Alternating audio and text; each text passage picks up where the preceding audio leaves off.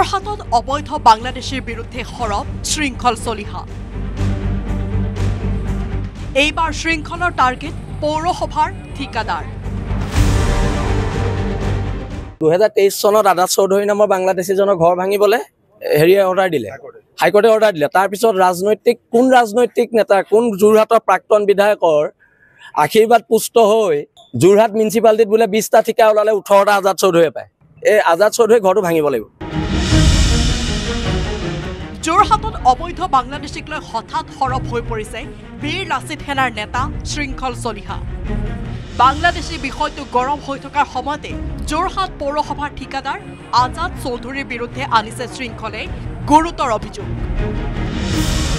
আজাদ চৌধুৰীক এগৰাকী বাংলাদেশী বুলি অভিযোগ তুলি তেওঁৰ এটা বাসগৃহ আদালতৰ নিৰ্দেশৰ পিছতো ভাঙি নেপেলোৱাৰ গুৰুতৰ অভিযোগ তুলিছে বীৰ লাচিত সেনা অসমে।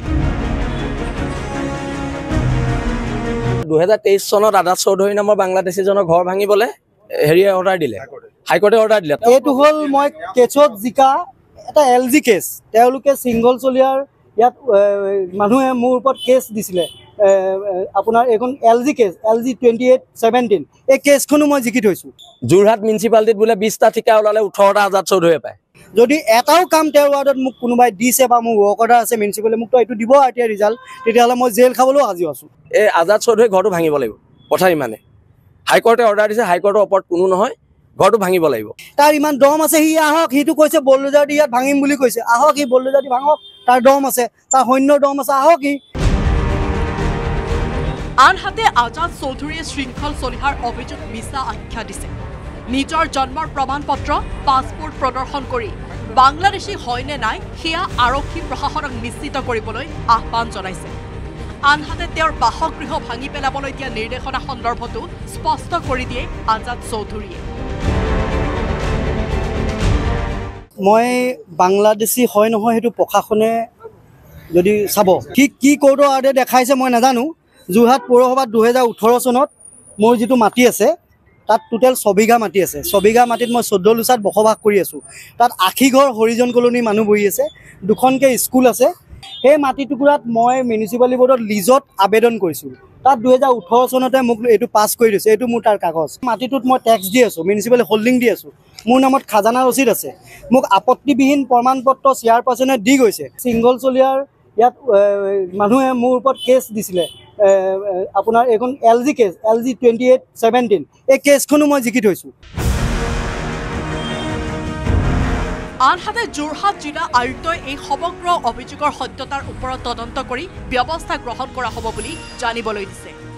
আদালতৰ নিৰ্দেশনাত আজাদ চৌধুৰী বাংলাদেশী নহয় বুলি স্পষ্ট কৰি দিছে জিলা আয়ুক্তগৰাকীয়ে।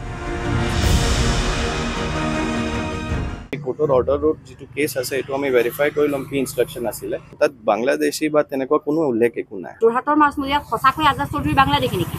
কোৰ্টৰ অৰ্ডাৰ অনলি এটা আছে যে এটা গভৰ্ণমেণ্ট লেণ্ড, এই গভৰ্ণমেণ্ট লেণ্ডত ইলিগেল ইনক্ৰোচমেণ্ট আছে, সেইটো ইভিকশ্যনৰ কাৰণে ৰিকুৱেষ্ট কৰিছে। তাত বাংলাদেশী বা তেনেকুৱা কোনো উল্লেখ একো নাই।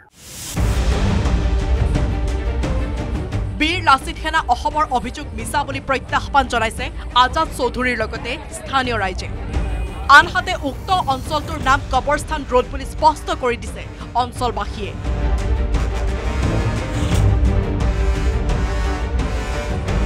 যোৰহাটৰ পৰা গৌতম বৰাৰ report, news 18 Assam north east.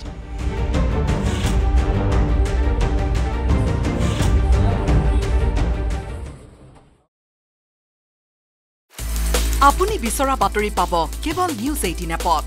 News 18 app download কৰিবলৈ স্কেন কৰক এই QR কোড। গুগল প্লে ষ্টৰতো পাব এই নিউজ 18 এপ।